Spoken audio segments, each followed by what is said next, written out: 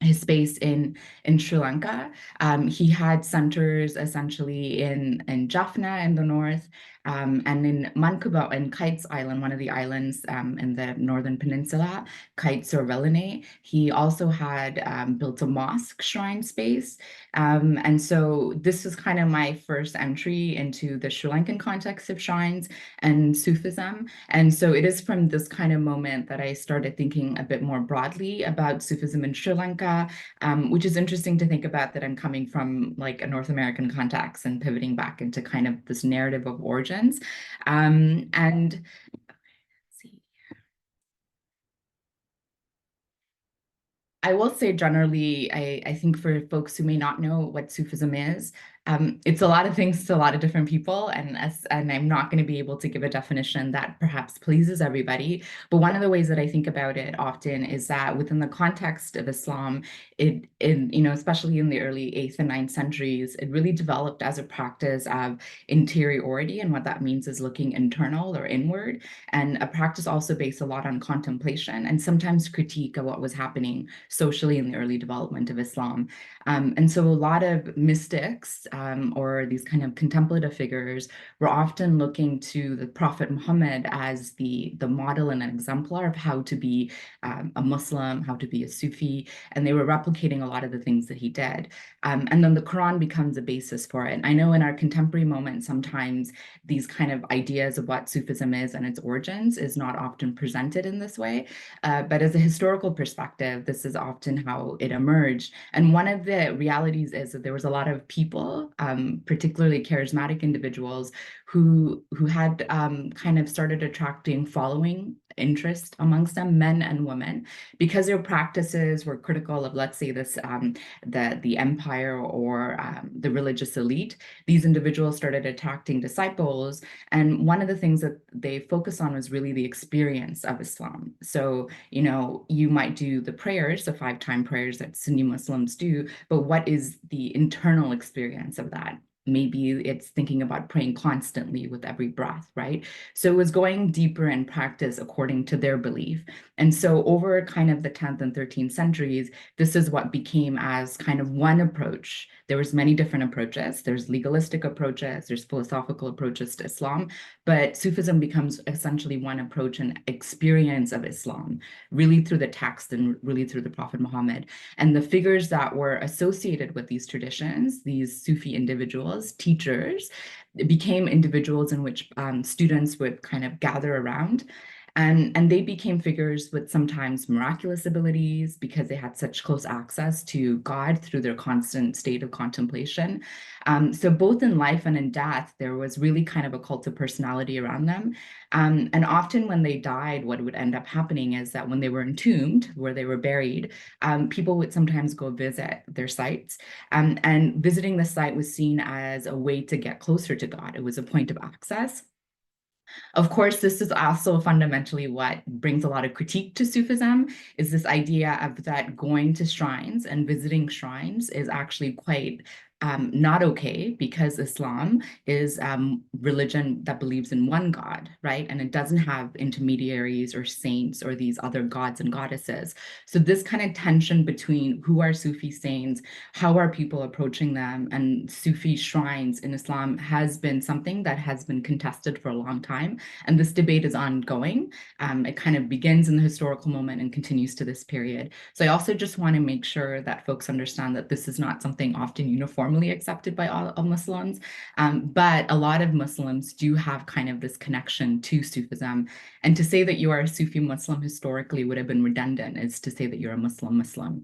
Today, when we hear someone saying that they're Sufi Muslim, sometimes it's also to take space and critique the fact that there are many people who don't see Sufism as part of Islam. So that kind of positions how things have shifted. And in all religious traditions, these things happen. People have debates about how to do this one religion properly, and that results in groups. So today we might think of Sufis as one particular group, and historically it may not have been perceived in that way.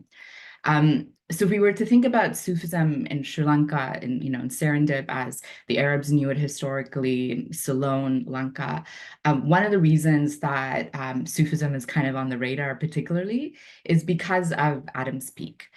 So many of you might know of Adam's Peak today as being a really important pilgrimage site. A lot of really fascinating things and historical realities about this space.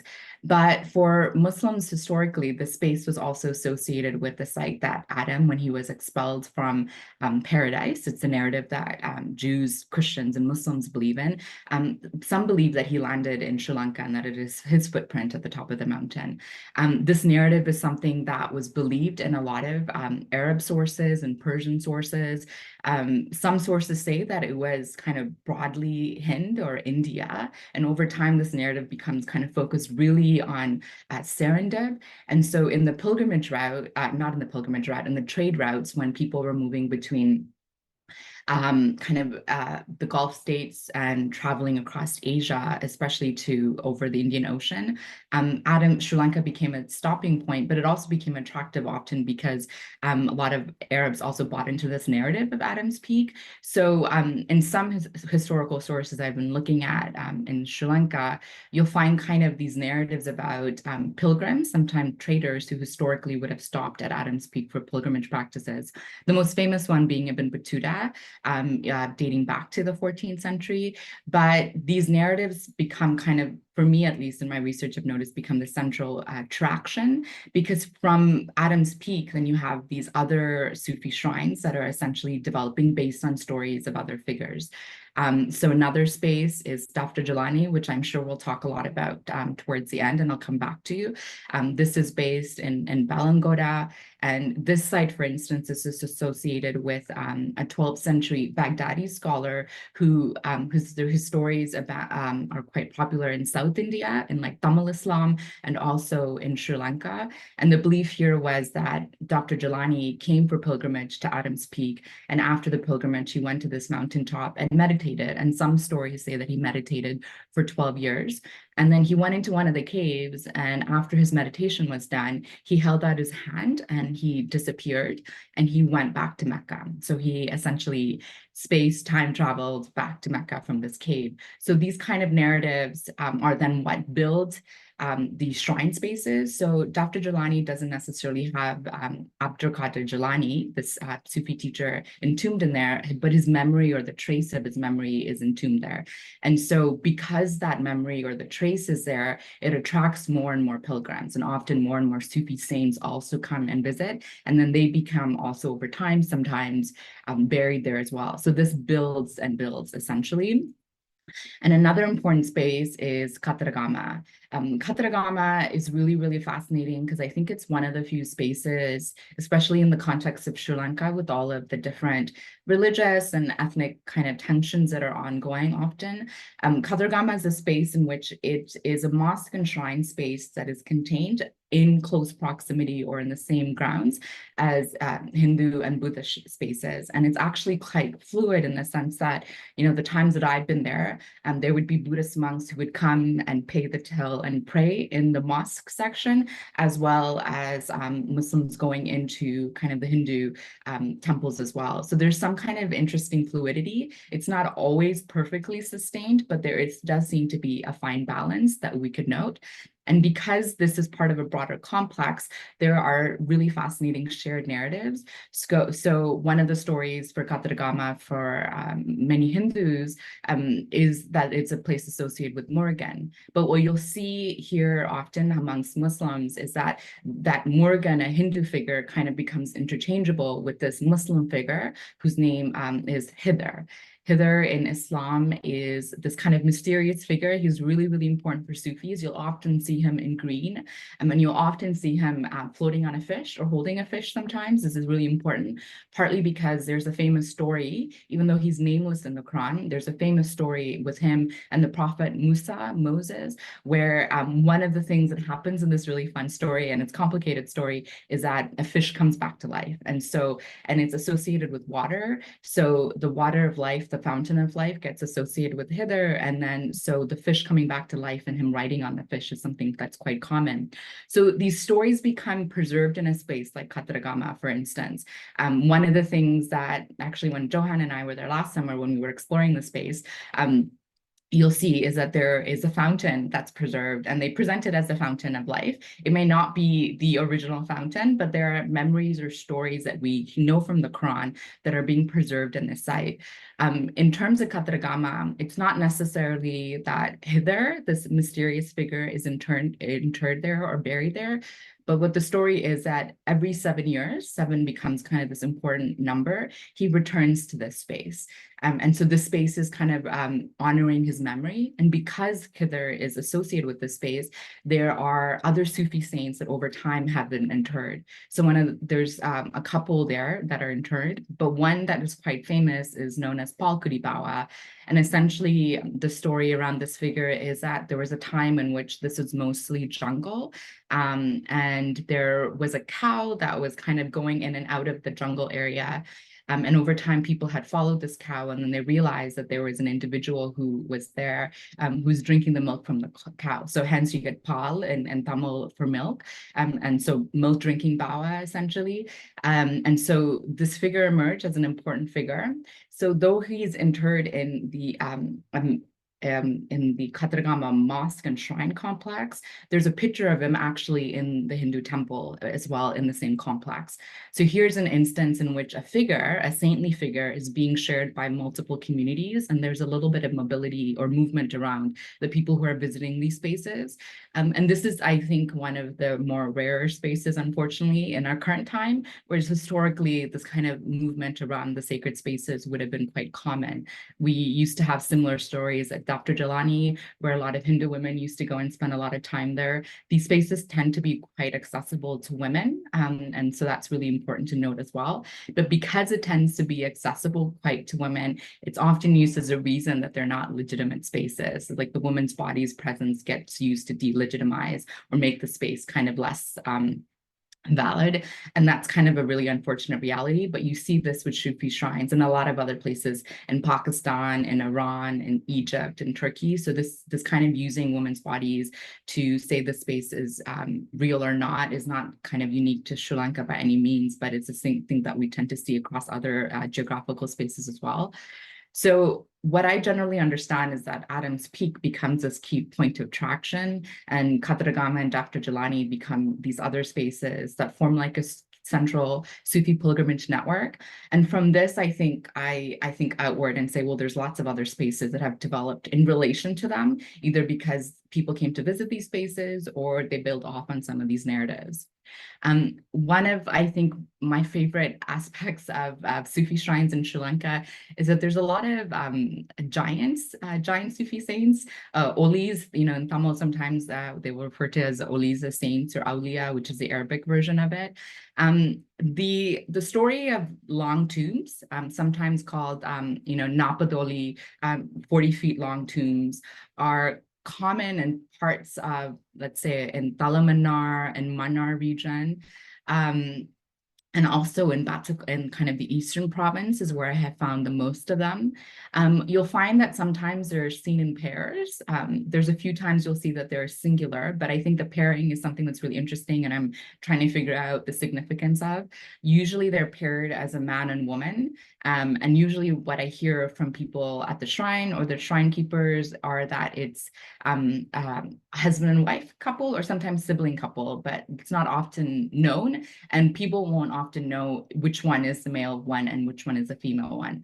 This one at Talamanar has gotten a lot of attention recently, partly because there's a lot of online sources that say that it belongs to Adam and Eve, and partly because Talamanar is close to the Adams Bridge that connects to South India.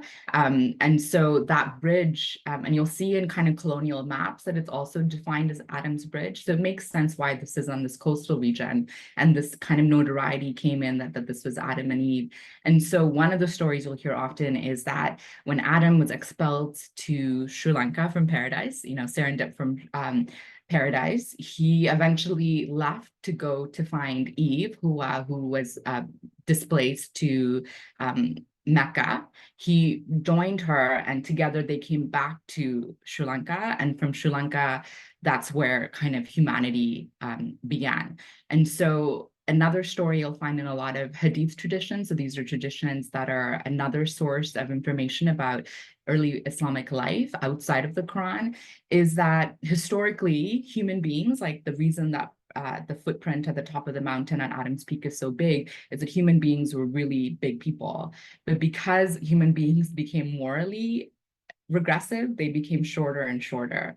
So the idea that you find a lot of long tombs in Sri Lanka suggests that a lot of these individuals are there because Adam historically was there. And so these are direct descendants of people that are prophetic figures or immediate family members of Adam.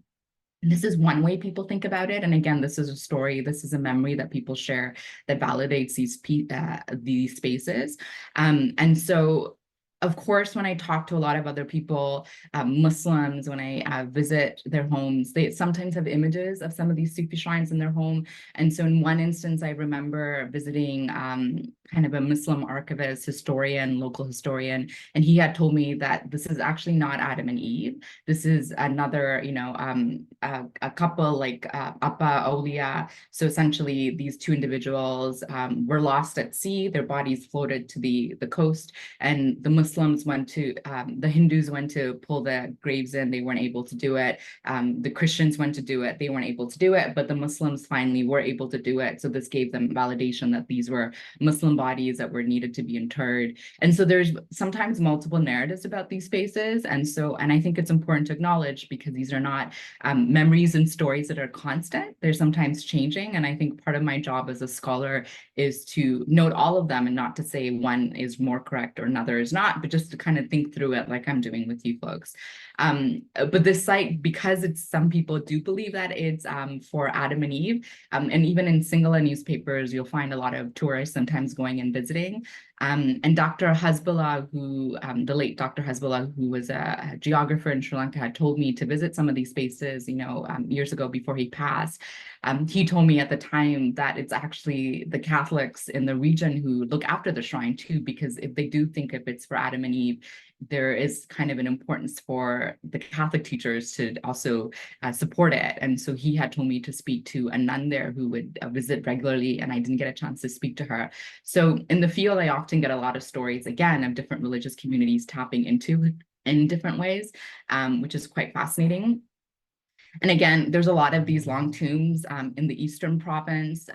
Some of these are locked up and closed because, again, I think some Muslim communities may not believe in them, or they don't agree with the practices that are unfolding there. People come and visit, maybe light incense, pray outside of these long tombs.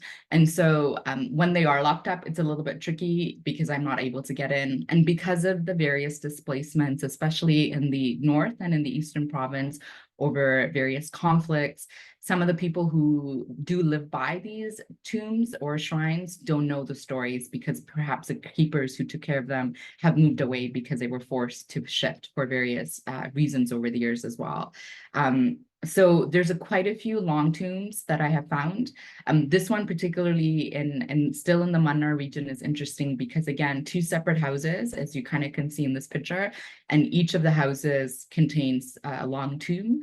And they know that both of them are, again, one is a woman, one is a man.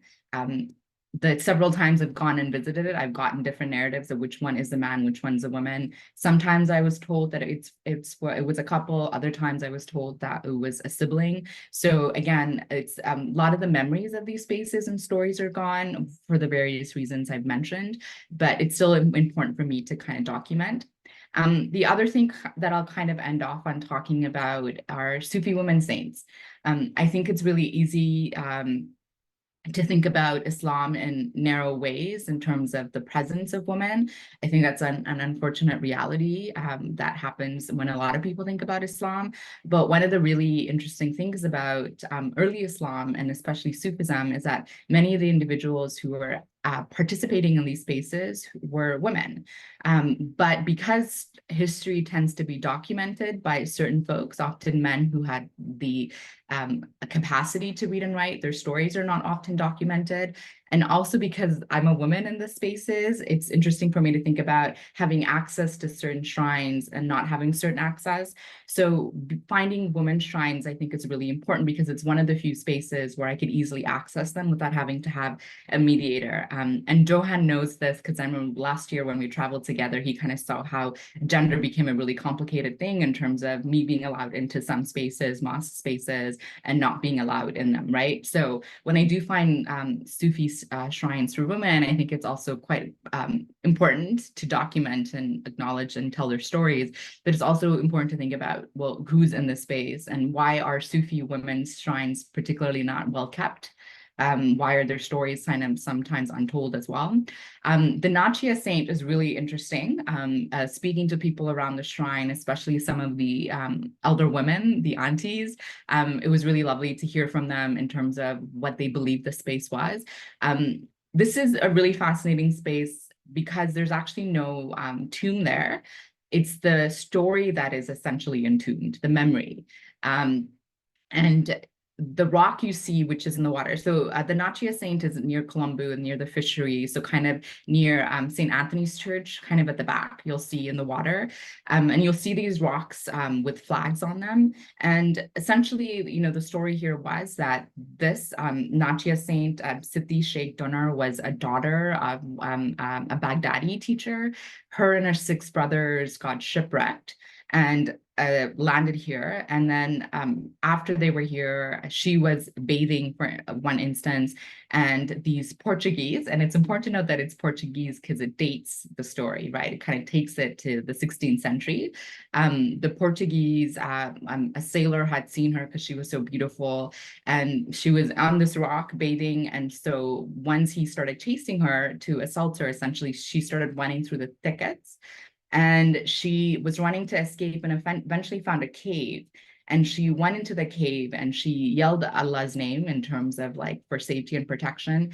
And the cave closed off.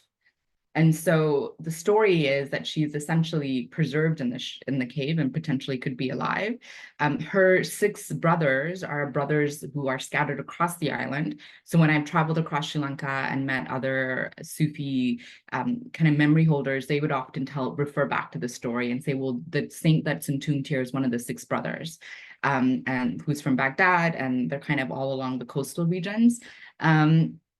And so the shrine, the rock is preserved, and they often sometimes will take a little boat and go and take care of the spot.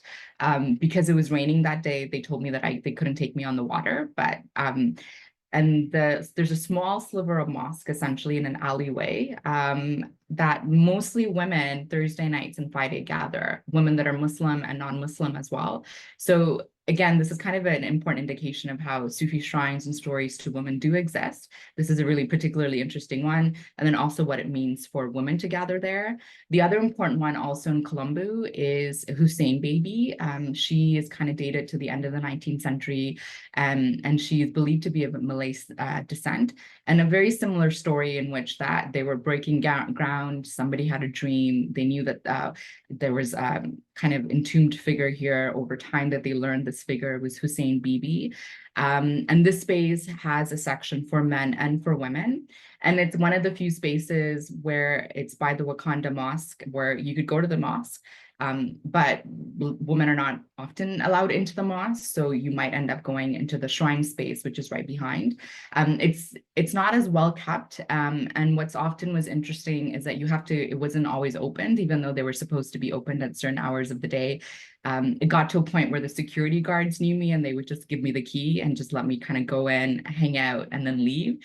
And I started noticing a lot of other Muslim women were doing the same thing, that they would kind of just go up to the security guard, ask for the key, go spend time inside and come out. And it was very ad hoc.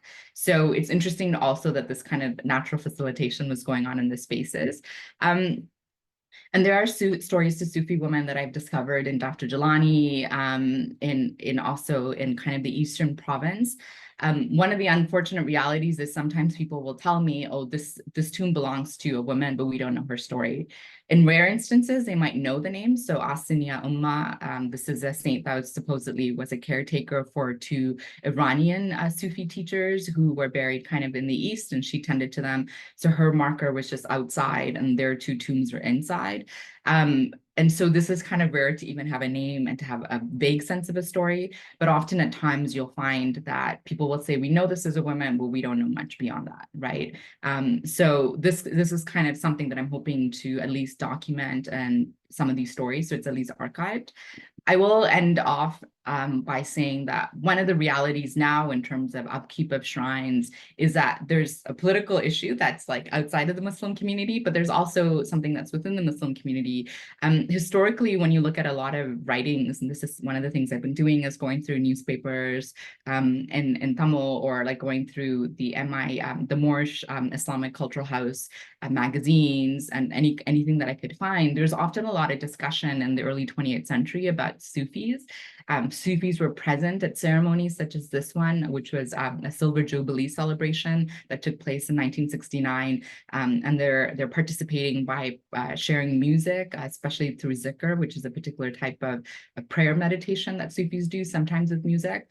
But in our current times, and again, this is not really unique to Sri Lanka, this is happening in a lot of places, there is more of a movement to not appreciate Sufism, or to say Sufism is not really Islam. And a lot of this comes from kind of what we call reforming. You kind of look at a religion and say, some of these things are not part of the religious norm, and so we need to get rid of it, and we need to go back to the basics. And so one of the things that often gets kind of thrown out as not being part of Islam for various reasons, which I could talk about in the Q&A, is Sufism. The shrines, the Sufi saints, the leaders, all of this seems kind of sometimes presented as cultural or localized, magic, superstitious, all of this stuff. And so this kind of tendency to return to the origins gets framed as some of these things need to go. And sometimes, unfortunately, Sufism needs to go. But this, in Sri Lankan context, it's also happening because of the place of Muslims in Sri Lanka, right? Because Muslims are a minority community and they were trying to figure out their place post-independence especially, but also post-war. The positionality of Muslims meant that sometimes they're trying to build their identity of being Muslims globally and not only in Sri Lanka. And so that might mean that they start looking to other places, let's say Pakistan or Saudi Arabia, for kind of directives on how to be a proper Muslim. And so this might mean that there are different approaches that they take. And so again, this also presents the local experiences, you know, like Sufism, which is really important to the history of Islam in Sri Lanka, something that is not real or not important. And we need to shift our focus to learning the text more, or practicing the law in a very different way. But this is kind of married, I would say, to state nationalism. And I think the post-war reality and things that are happening now, and Johan referred to earlier as kind of this erasure. So Dr. Jelani, which I started with, I've been visiting since 2013 over my field work, and so it's been over 10 years. And when Johan and I went last year, it looked very different, right? There was Buddhist monastery built, paved roads, shops, and all of these things. And so I think the erasure of some of these spaces because of kind of ideas of who came here first, was it the Buddhists, was it the Muslims, has become kind of an archaeological debate that's been used to erase some Muslim stories. The Muslims' shrine is still in the in Kurgala, essentially, but when we went last year, we had to speak to the armies, and the army led us through to essentially go to kind of the corner. But most of the tourists that were there, even at night, were there because it's become this kind of tourist location for Buddhism, and it's giant and all of this stuff. So I think this is another context in which to think about some of what's happening at the moment. So I think I'll stop there, and I hope that was legible, and then maybe we could have a bit of conversation. Yeah, thanks again for sharing your insights. We will invite Professor Haniffa to join us in this next part, and I'll introduce her briefly.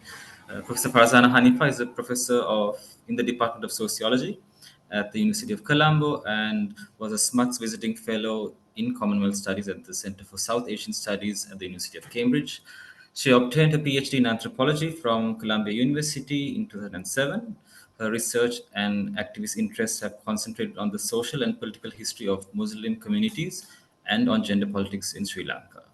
So I will open the floor to ask some questions and after this conversation to also open it up to the public.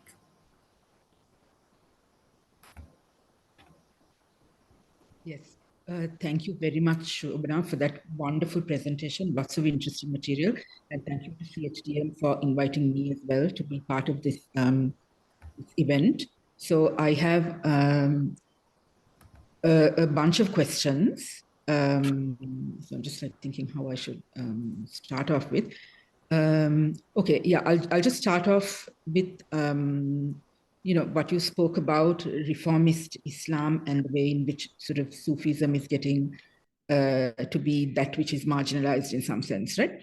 While I think it's probably true that there is a lot of violence against shrines in like peripheral areas, particularly, right? And sort of the upkeep, and you mentioned that it was also about, women's shrines also particularly that are not being kept up. And, there are lots of stories about shrines being destroyed and all of that. But I was also wondering whether, because I find this really curious, this story of the vanishing Sufi, right? But actually, they are really not in some significant sense, right? In the sense that, I mean, those who, I mean, not necessarily that anybody in Sri Lanka actually calls themselves a Sufi, right?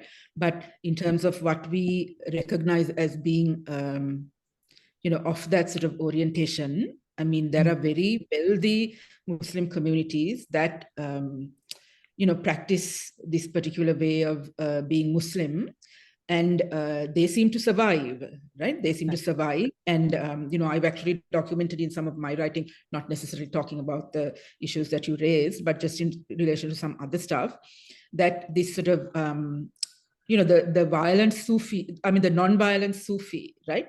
Sometimes gets,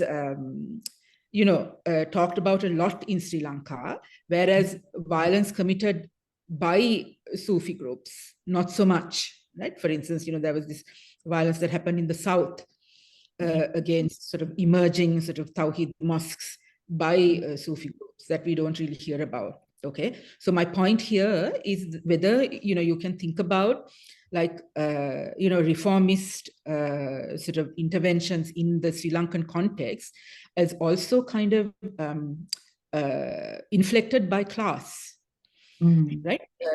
So class and regional specificities, marginal places. I mean, places that have been war affected and destroyed as a result of other issues, right? Not necessarily as a result of reformism, and how those kinds of factors also need to be taken into account when we're talking about these things. So that's just one thing that I said that I wanted to sort of like bring up.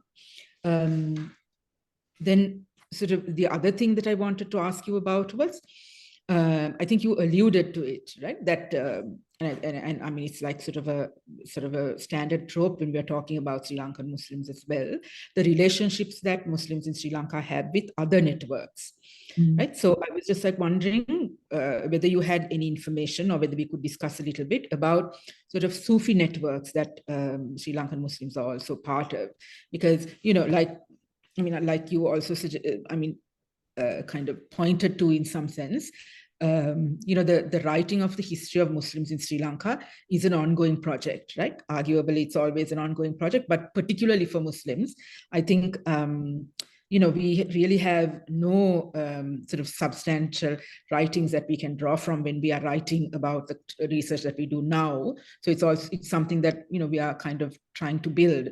So, so I was like wondering how you would, what kind of connections we can draw from Sufi networks that will contribute to sort of a rich history of Muslims in Ceylon as well, right? So the other thing that I found very interesting in sort of your formulation was the centrality of Serendip to Muslim imaginaries, right? I mean, and this is sort of interesting because in sort of the global kind of production of knowledge about Muslims, I mean, Sri Lankan Muslims don't really feature very prominently, right?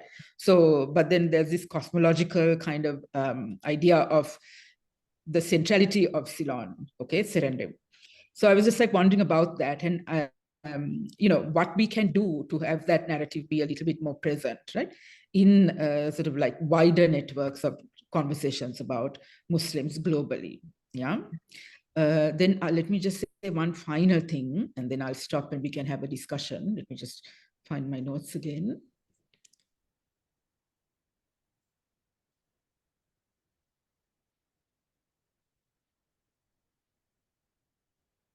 Yeah, so I was just like really taken by the sort of the shrines that you described, and also the sort of the long tombs. Yeah. And so I was just like wondering, and you said a little bit about this, how the communities kind of exist and engage with these shrines, and sort of, I mean, there's some preservation that's going on, right? There's some, some of them are alive and some of them are, functioning in these communities. So I was just like wondering what that looked like, like, was it just like a few people who still kind of, engaged, but, or were there festivals and were there celebrations around the shrine, right? Kandaris. So I just wanted to hear a little bit about that. I'll start with that. Thank you. Really lovely to hear. Yeah, no, thank you for these questions. They're wonderful. I think the class comment that you made initially is a really, really important one. And I often tend to find with some Muslims, because I don't want to present that this is the only way in which Sufism is existing in Sri Lanka, because I think there's other ways, right? People having mauluds in their homes for Abdul Qadir Jilani, or for birthday celebrations for the Prophet Muhammad. These can be things that are organized privately in homes for men and women, where either Sufi teachers or musicians are brought in. Global Sufi teachers, such as the Naqshbandi Haqqani Sheikh, for instance, is one community that, this is a network that began in Cyprus. This is hugely global now, transnational, with centers in the US and Canada. And it's interesting that for the Naqshbandis, they've been visiting Sri Lanka, since the 80s. I've seen pictures of Sheikh Nizam in kind of some magazines and Muslim magazines, him visiting kind of at opening events and stuff like that. So it is also, I don't want to present it purely as that shrines are just the one way in which Sufism is existing. I think there's lots of rituals that are taking place privately, relationships that people have with Sufi teachers who are living that perhaps is unfolding privately as well. Global Sufi teachers that are coming and visiting people's homes and people are hosting. Some of that requires some kind of capital in order for it to unfold, right? So I think maybe those kinds of expressions of Sufism continue to operate, particularly in kind of a private mode that is not so public, in case people are concerned in terms of perception, how people are going to read this in terms of Muslimness or anything like that. And often people are very kind of openly comfortable talking about these things with me. The shrine spaces often tend to be a little bit complicated, because there's a huge theological debate around them. Like, should people be going to them? If non-Muslims are going to it, it's more reason that these are not Islamic spaces. Like, this is kind of, these long theological debates have been ongoing for some time, and some of these are continuing. But yeah, the class thing is something I would love to hear from you more about, but also I'll have to think a little bit more in terms of how that factors in.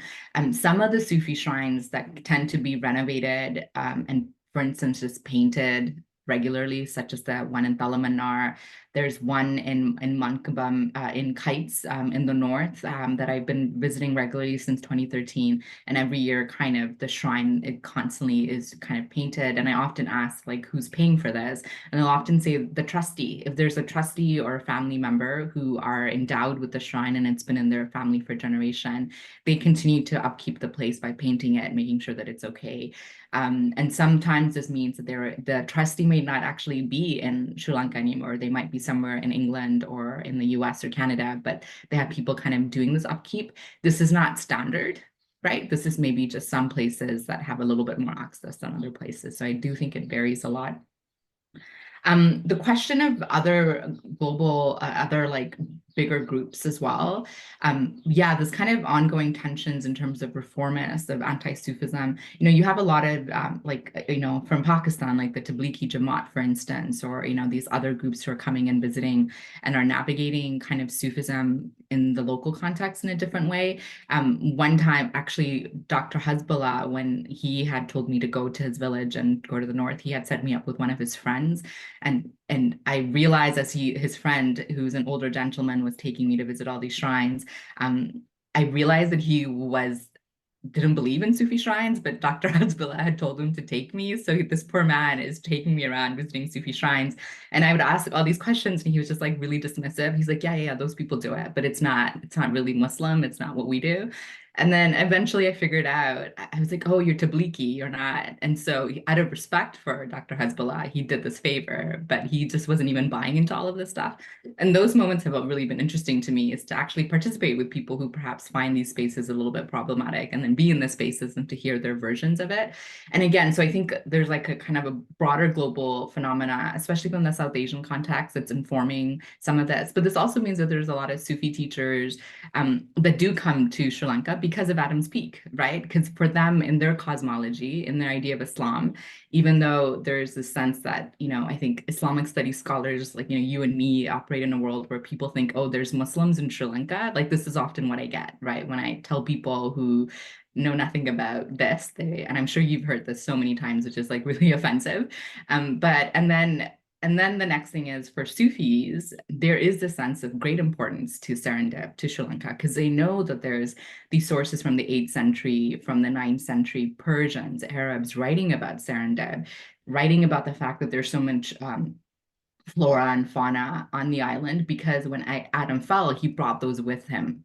And that's why there's this paradisical island in the middle of the Indian Ocean, that's the Pearl. And so you have these traders and all of this stuff coming. And most of the Sufis that are entombed are individuals that people tell me are Iranian, like Persian or Arab or Yemeni, which is really highlighting this important Indian Ocean network of Sufi saints. Why are these Sufi saints in Sri Lanka? Well, because they thought it was important enough to make a pilgrimage to see Adam's Peak, and then they thought that this was the land of Adam, right? So to move from a conversation to say, oh, there's Muslims in Sri Lanka, to think historically, to be like, oh, but Sri Lanka was the center, Serendip was the center for a lot of these folks. It's like a really interesting reality. But I think because I'm trying to piece all of your questions together, I think because there isn't an archive, unfortunately, right? There isn't a Muslim archive, and there's been huge struggle for various reasons for Muslims in Sri Lanka to tell their story. And there are pieces, right? I think there are definitely interesting archival material that I'm finding, and I know that you work on as well. For me, because of that, I've started thinking about the Sufi shrines as the archive. Because these are the archives. Even though we could say they're memories or traces of memories, we don't quite know all the details. For me, in a place like Sri Lanka, where we're really worried about memory and history, and I don't want to make it recuperative or salvage, like it does feel desperate because some of these places perhaps are not being tended to.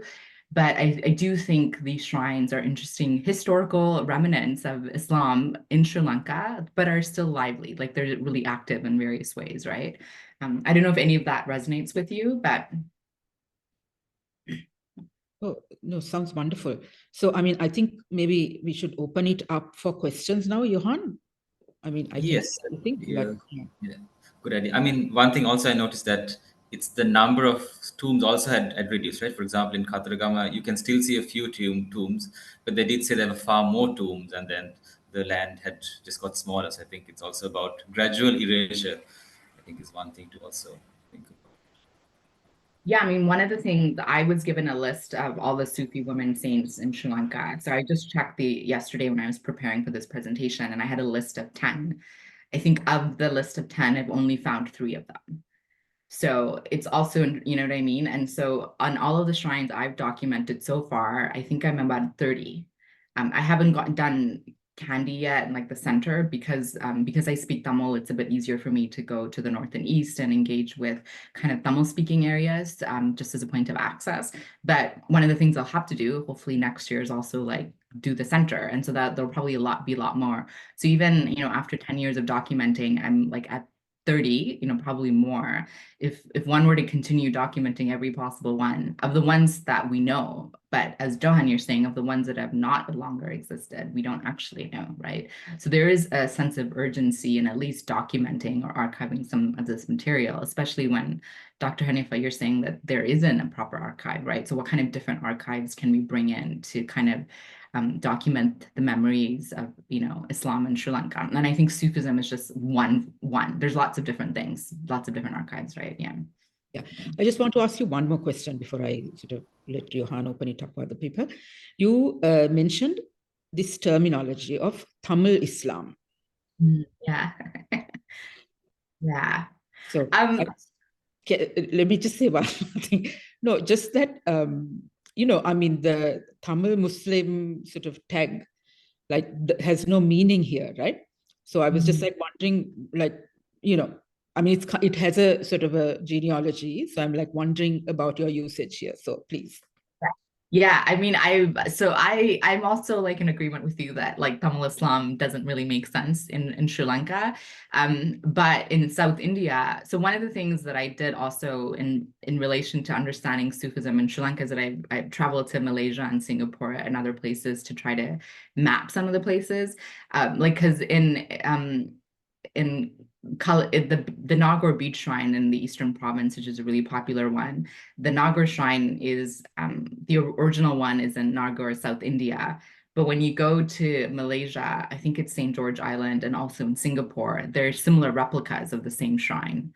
So in an instance like that, where there is one saint story that goes from South India to Sri Lanka to Malaysia to Singapore, I kind of remember standing there being like, what's happening? And so in that instance, I would make the argument that this is kind of Tamil Muslims going from places because of migration and labor, especially men, because they're on coastal regions too, that kind of connection needs to be made, like it needs to be clear. But that, like, Tamil Muslims, I don't mean it to marginalize. I'm just actually trying to draw a bigger, like a network.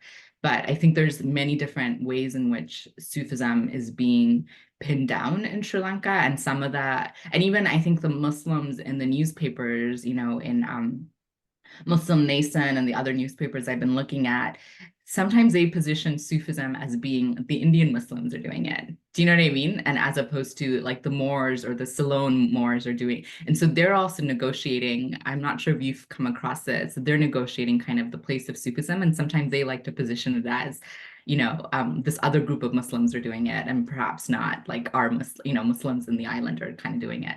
So this is something that I'm thinking through. I do agree with you because I know that I've seen people talk about Tamil Islam in Sri Lanka.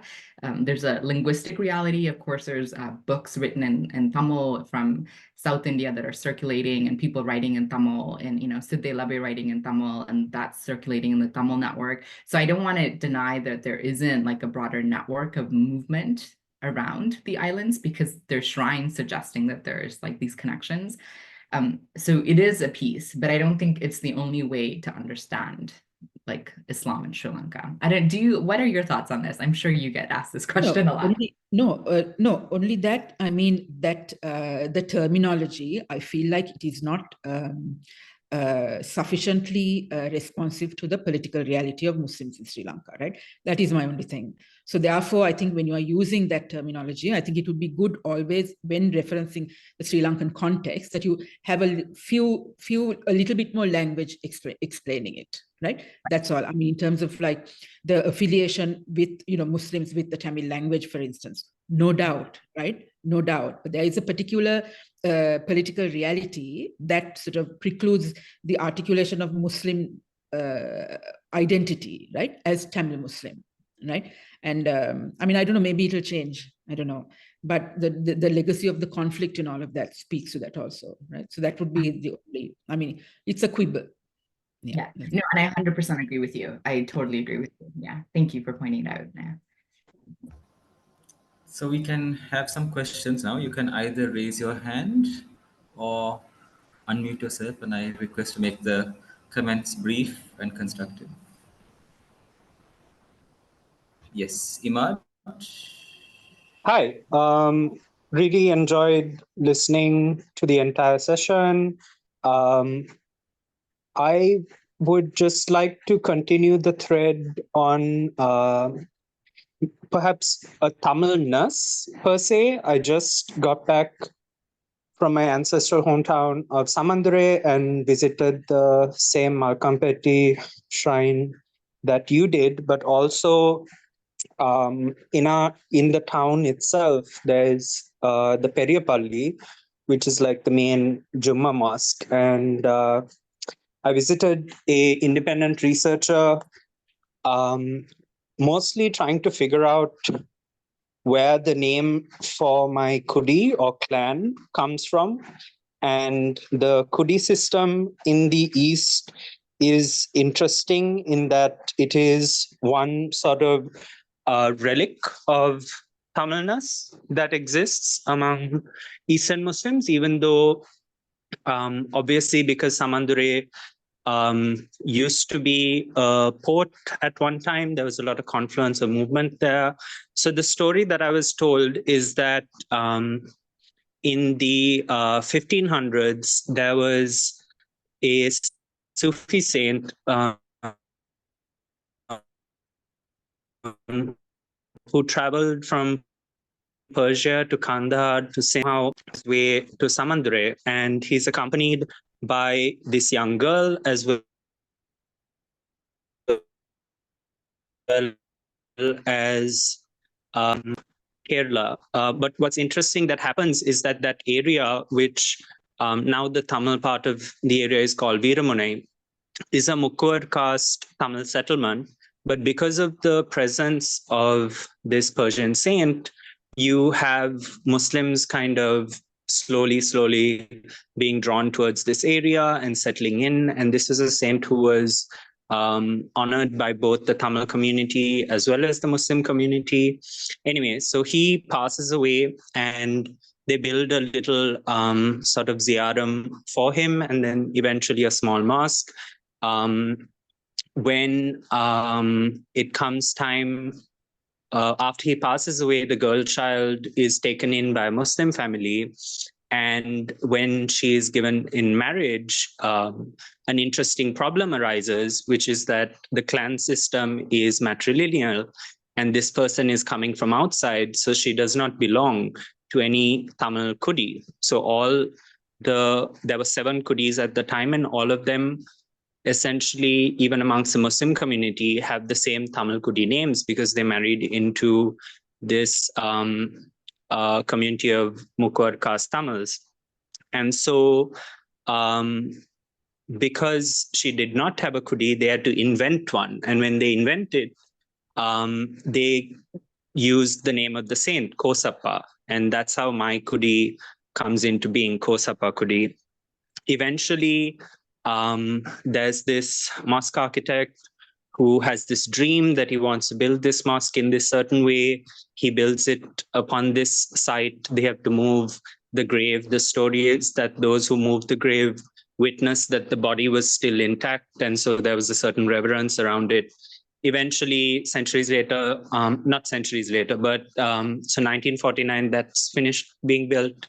Eventually, the influence of the Tabligh means that the entire site is razed to the ground with no reverence to the grave as such. And this new mosque is built, and now it's still being further renovated or improved and such. But this sort of memory of Kosappa, I was only able to access because I was curious about my Kudi name. And the Kudi, again, is then this trace of Tamilness as well. So I think maybe Tamilness is a way to kind of talk about perhaps the Eastern Muslims, but also while acknowledging hybridity in terms of genetics and such because of the trade posts and all of that. But yeah, I just wanted to contribute that.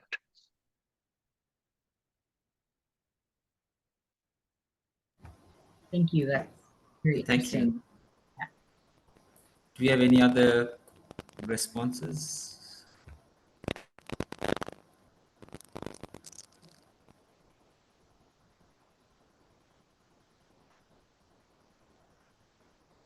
can either unmute yourself or raise your hand, which may While we wait, I'd also say, like, to Imad's point, thinking about the regionality of some of this is also, I think, important, like how things happen in the East versus what happens in the South and Gulf, for instance, and what happens in the North is, I think there's a lot of kind of variation in that as well. Because some of the smaller, Nine and Thivu, when I was there last year and visited, we met the imam of one of the mosques, the only mosque on Nine and Thivu, and he kind of took us to the coast and said, well, there is the saint that used to be buried here, and anybody who would go on, like, get on the ship or go in the water, Muslim, non-Muslim, would always go to the saint and ask for protection before they got into the water. It was just like a known practice.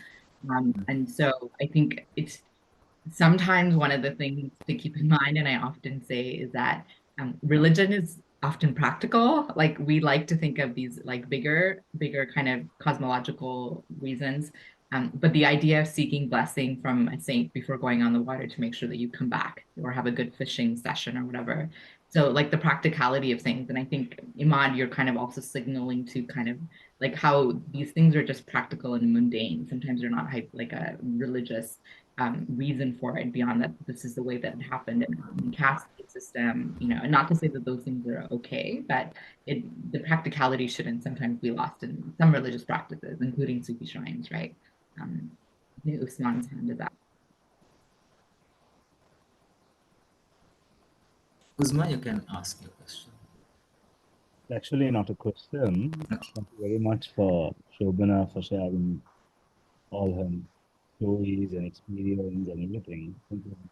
I would like to share a story. Could you speak a little louder, please? Or yeah, closer to the I mic. would like to share a story in Yeah. connection to a question which was raised by Dr. Haniffa with regard to how the Sufi shrines are interwoven and interconnected with the multi-religious angle of the diverse Sri Lankan community.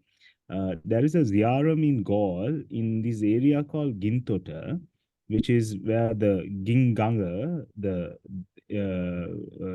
is going to the sea.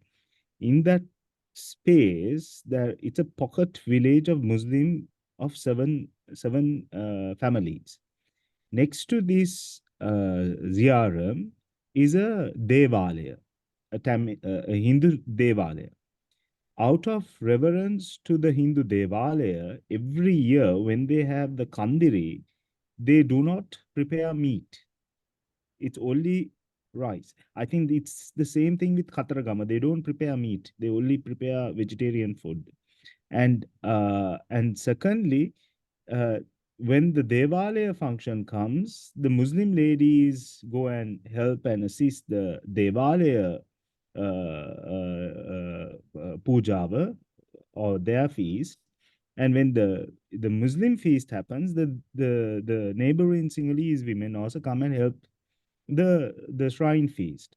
So when the Gintota riots happen in, I'm not too sure, 2017, I believe, or 2000, then the Sinhalese families in that area, most of these riots were actually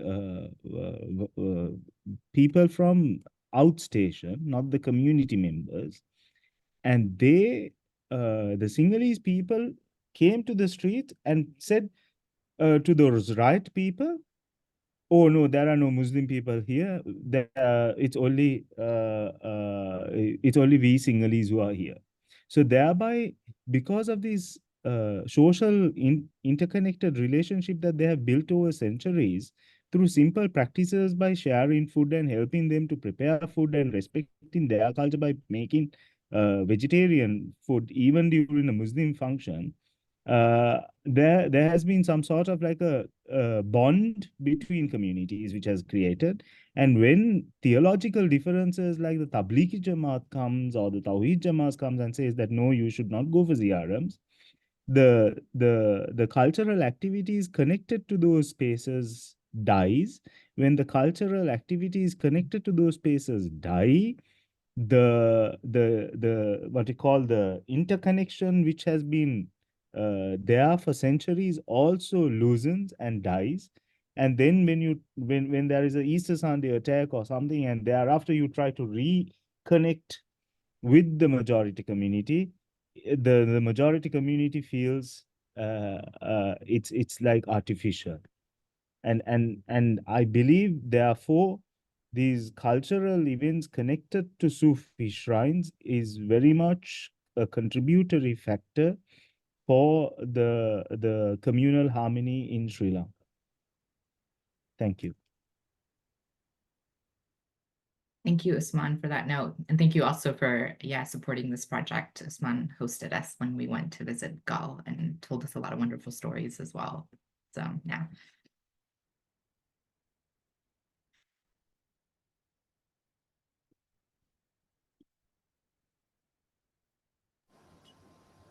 So maybe in the absence of other questions, I'll ask you another one. There are no other questions, right?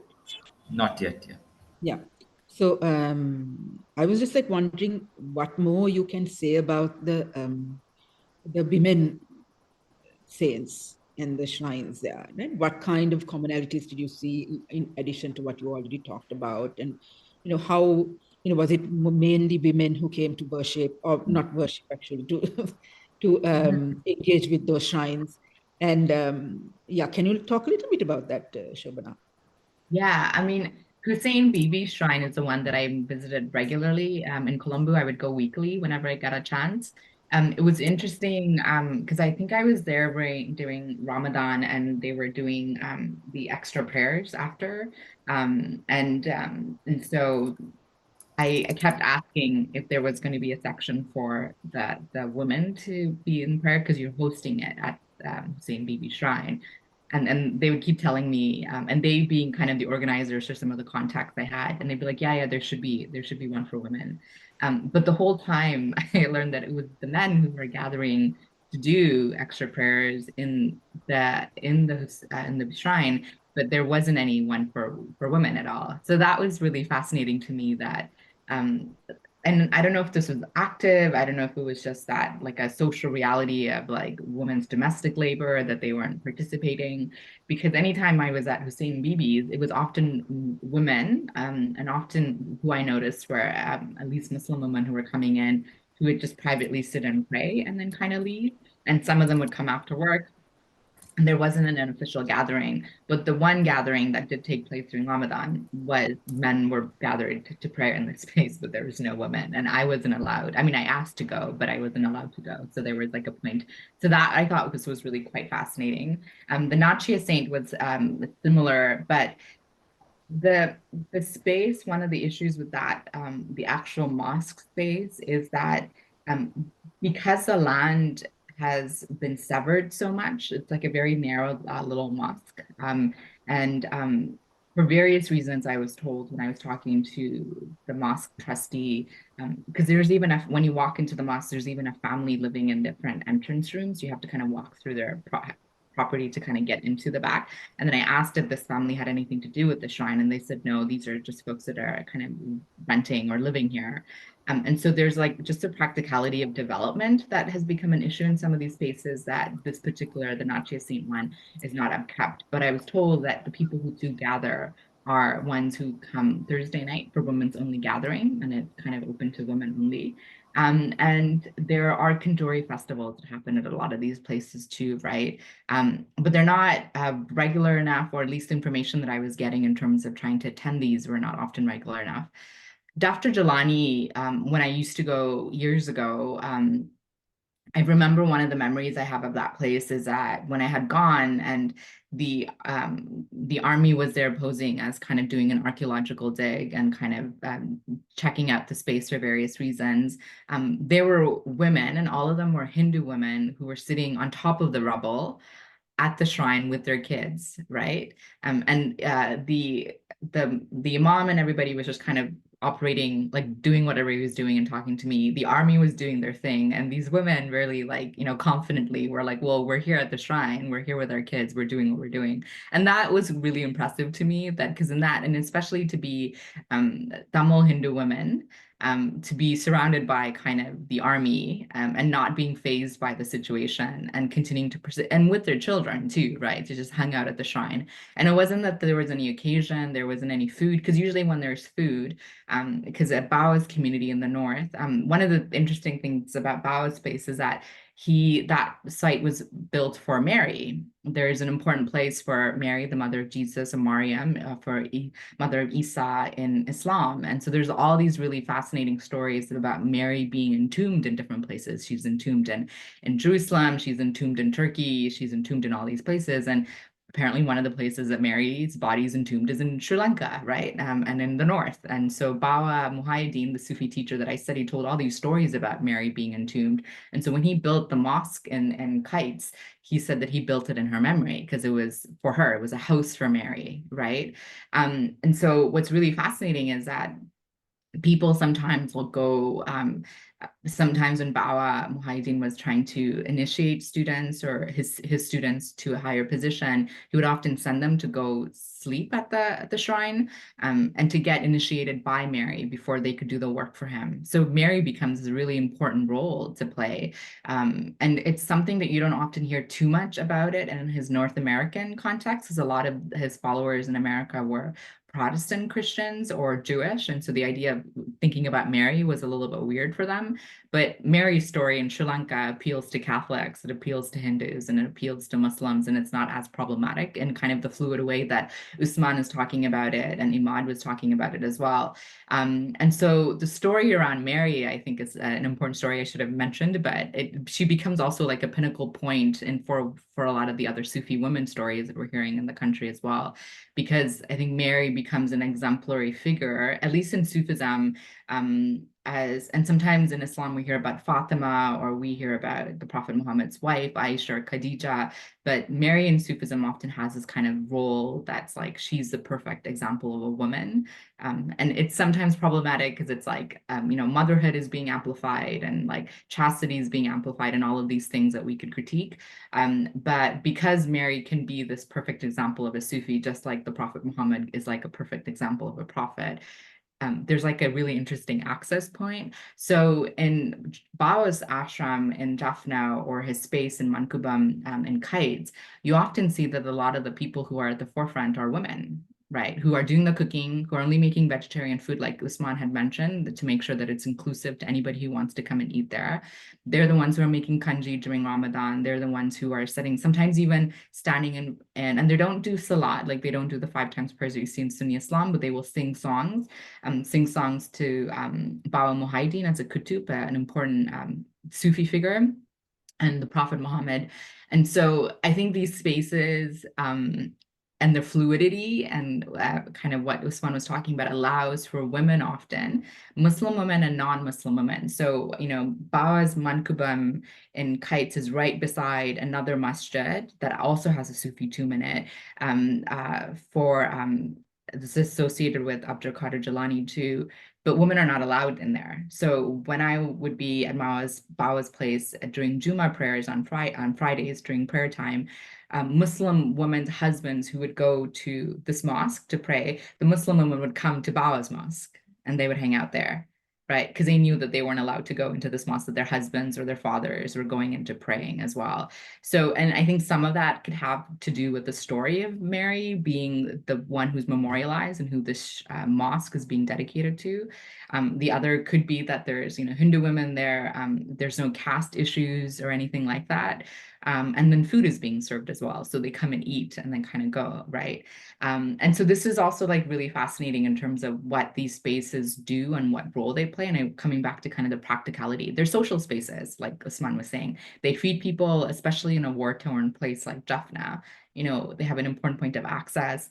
During Ramadan, a lot of the kids come and run, and like they go to the Achi, like the elder grandmother who runs the place, and get kanji from her, and she's been cooking it all day. And so there's like no sense that it's boundaried in any way. And I think the fact that women are operating at the forefront of some of these spaces also are indicative that even though Bawa was a man teacher, he believed that Mary was an important figure that should be part of his cosmology of what Sufism and Islam is, right?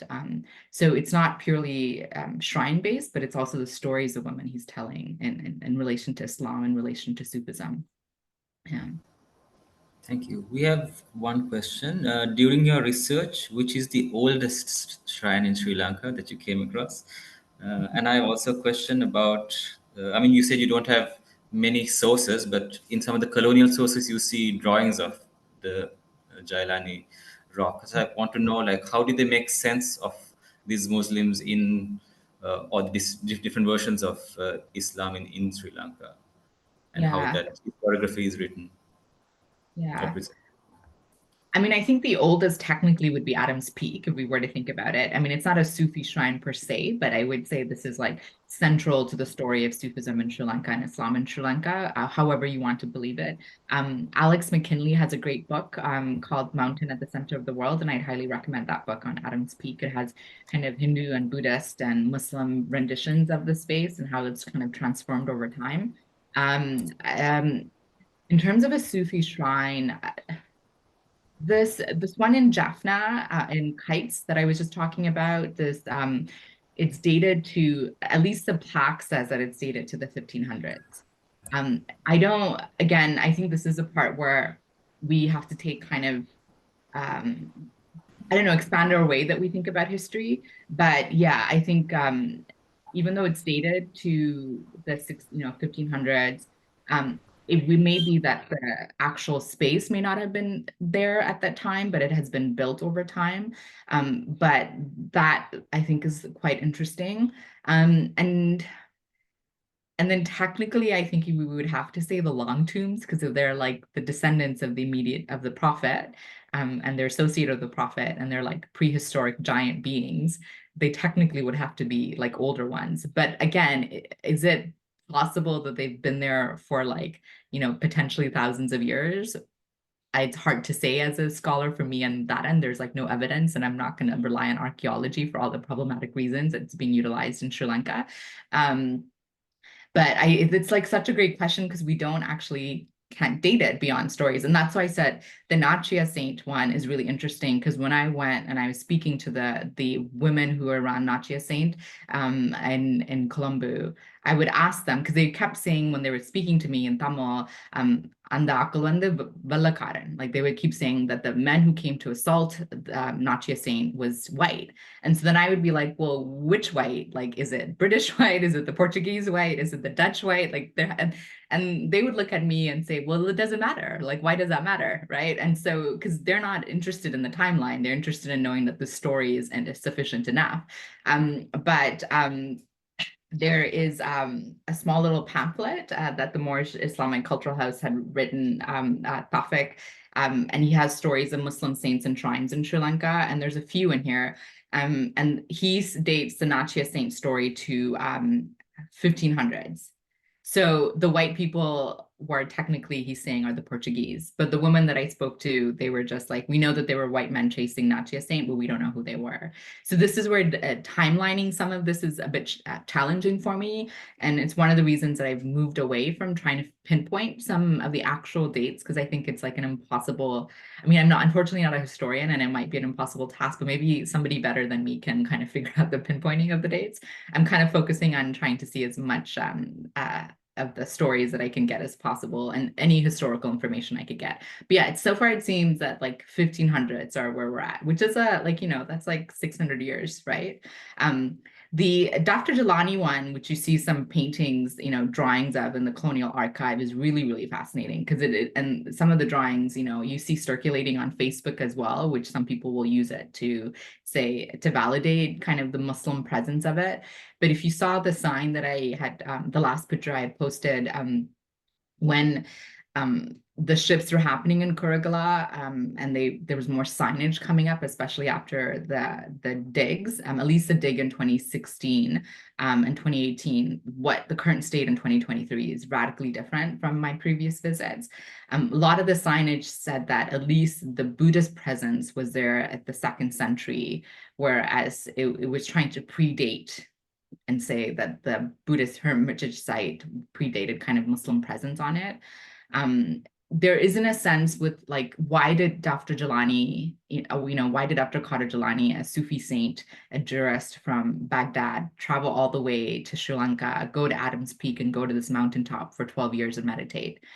You know what I mean? Like, and so that's dating it to kind of the 12th century. Was there something there in terms of, a Muslim presence, or was it just a beautiful natural reserve that all religious community folks are utilizing because there's something special about it, right? And so this is where it becomes tricky, because a lot of the sources of Dr. Jilani kind of date back to the 1900s, 1800s, depending on colonial archive.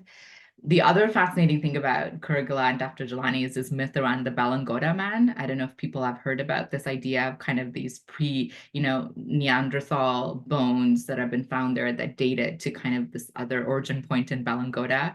When I've gone there, when Alex and I actually went there, there was a Sinhalese taxi driver who was taking us, and he thought we were going to see the Balangoda man.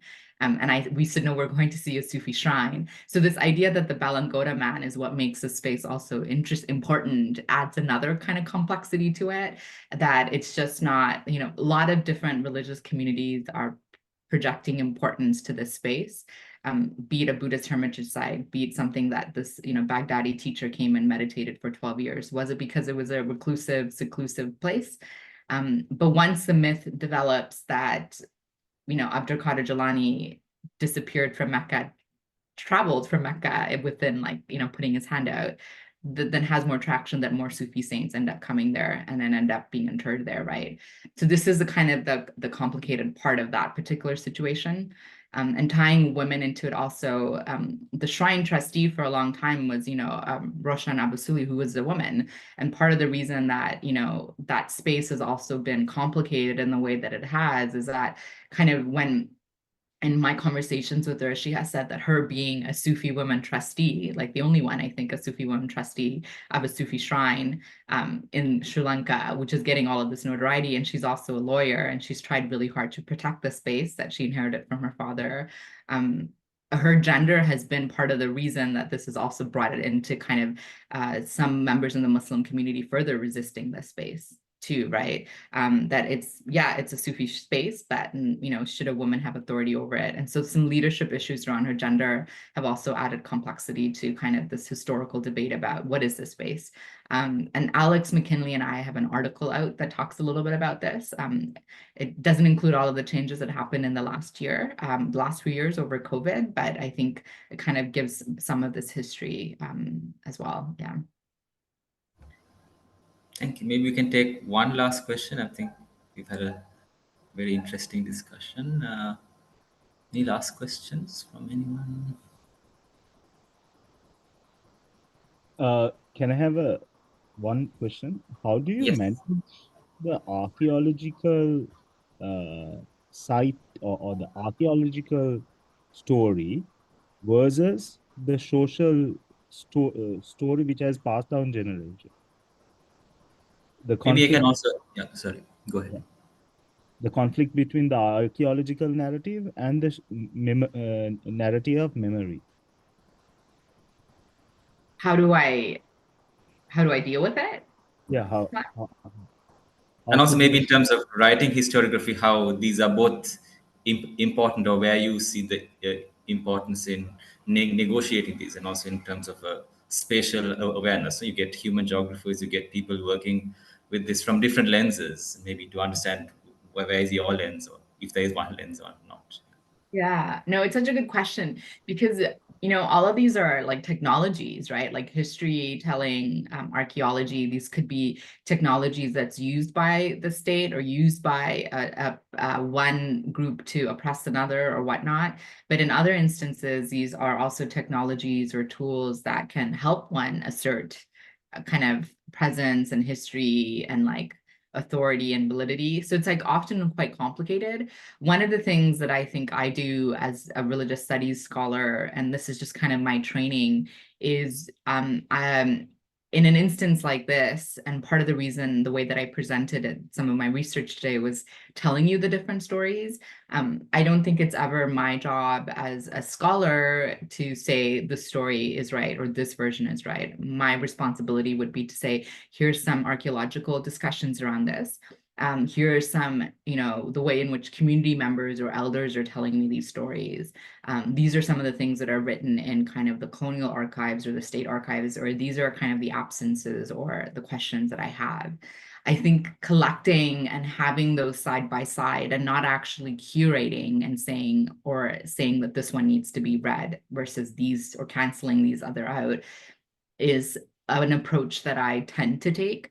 Like the multiplicity of different voices on a particular thing it's important, especially in a context in which we don't, as we began, said that like archiving or archives of Islam in Sri Lanka or Muslims in Sri Lanka is not as robust. I think it's actually for this project, and one of the reasons, I've been working on this project for 10 years and it weighs on me a lot, partly precisely for this reason, is that there feels pressure in some ways.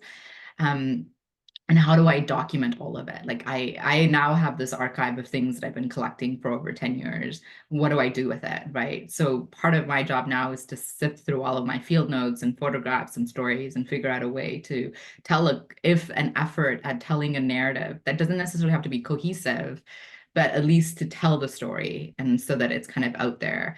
And I'm not trying to, I think, like the language sometimes in which archaeologists use for proof. And in the state context, when the state uses archaeology to validate itself and validate its own kind of majoritarian history, that's like really complicated. So how I would approach archaeology in the state of Sri Lanka and knowing some of the things that are happening would be a little bit harder. So I have tended to focus a lot on community members and local researchers like yourself with Usman, who have these stories within their families, you've had them for generation, and you're telling me story of socially how this has impacted kind of this village or that village or this ZRM or that ZRM. I think that's something that I have tended to gravitate towards, but that's also my training. I'm an ethnographer, so I tend to go collect stories and write about it. I don't have archaeological training. I'm not a geographer in that sense.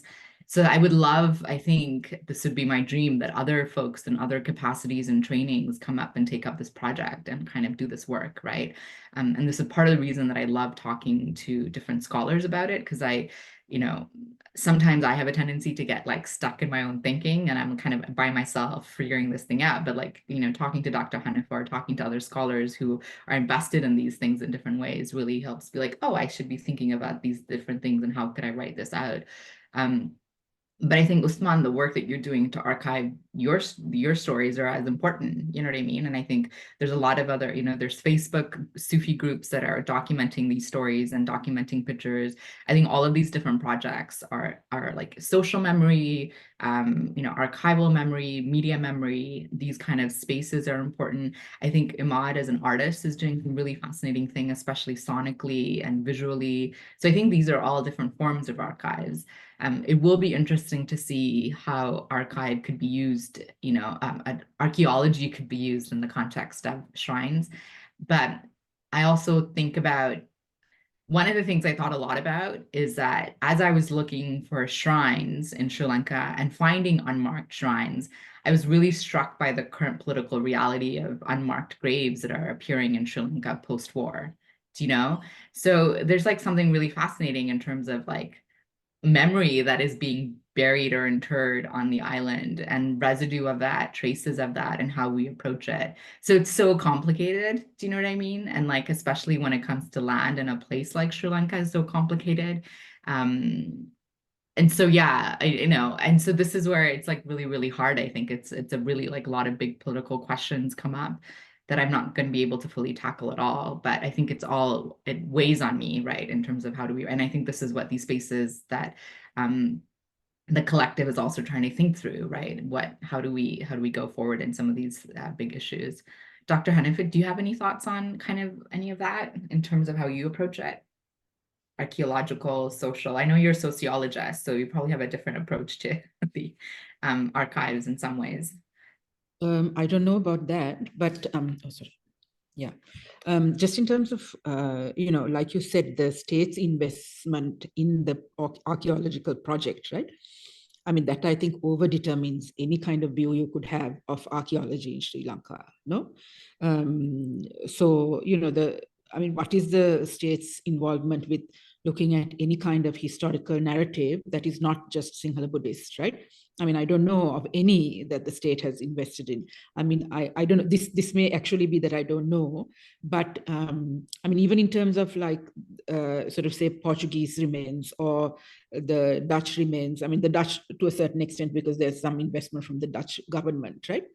So, I mean, I think the state's investment in archaeology is also very kind of haphazard to a certain extent, because while there's this great investment in a particular kind of nationalist narrative that it wants to push, and also, there's this sort of great investment in sort of placemaking, right, with regards to, different kinds of archaeological sites and all of that, then there are other amazing sites, right, that are left abandoned and just like, the state is paying no attention, so it's just like very schizophrenic in some sense, I think, right, that there's no sort of thought through investment in historical preservation at all, actually, right, outside of like a very nationalist kind of project. I mean, this is also, I feel like it's a very narrow reading. I'm thinking of my archaeologist friends and I'm waiting to hear what they have to say about what I just said. But I mean, yeah, this is kind of slightly off the cuff kind of response to you, Shobhana, actually. Yeah. Thank you. I think, yeah, that's a great note to end on. Also, I think Shobhana, you also said you're working on a book, so maybe that also will be one way to take the conversation further, right? Then people also know the research you've been doing, how you're thinking of it from your lens, but also how others can add to that. And also, I think what we've been also noticing is archaeology as a discipline has to evolve in that sense. So hopefully, we also get archaeologists who are able to think beyond this more traditional way of looking at archaeology. So yeah, thank you both, Professor Haniffa and Dr. Shobhana Xavier, for giving your time and your valuable input. I think this is a great start. The first time I've had such a rich conversation, and I'm sure to everyone who was here. So yeah, hope everyone has a great evening, and please join our other events if they are of interest to you, both online and in person. Thank you. Thank you so much. Thank you. Bye. Right. Bye-bye.